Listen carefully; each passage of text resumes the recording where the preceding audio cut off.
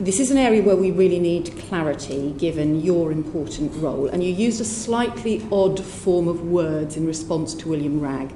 You said it's a mistake to conflate the sad and difficult case of a colleague who had fallen foul of the Commissioner on Standards.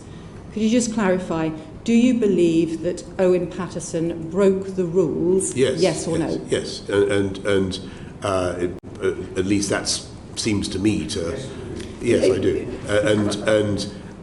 What we were, as I said at the beginning of the PMQs 2 weeks ago, we did not seek to in any way minimise the importance of that. People who break the rules on paid advocacy must. You are still qualifying it. You're still saying, well, it seems to me. Do you recognise that given your responsibility to uphold the ministerial code, to uphold the rules, to uphold the standards, it's really important that you should not give any impression that when there is an independent report that found on 14 occasions of paid lobbying, that somehow you think that's okay? Can you clarify you don't think it's okay and you don't think that what Owen Paterson did was right? Of course I don't, and that was the first thing I said when I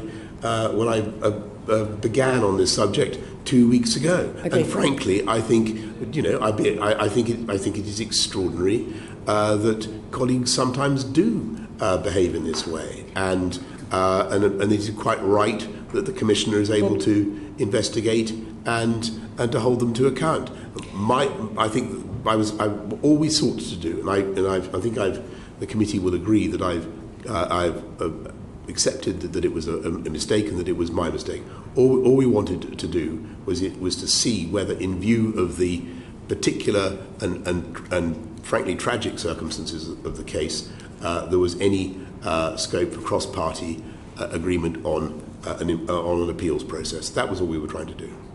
And given that you have said that you did ask the Business Secretary to apologise, the Cabinet Office Secretary has also apologised, would you express your own regret for not having said 3 weeks ago that Owen Paterson broke the rules, which would have provided clarity about the standards that you expect to be upheld? Yeah, I began 2 weeks ago, I think it was, by saying that those who broke the rules should pay a price. The issue is whether you should have said 3 weeks ago. Yes, in retrospect. Yes, thank you. Yes, in retrospect, it might have helped a bit if I'd said that I believe that Owen had broken the rules as far as I could see. You see, as far as I could see, you have an independent process that has looked into this. Every time you say, as far as I could see, well, it seems to me, and you try and qualify it, you are undermining an independent system that we need to work. All of us need this to work.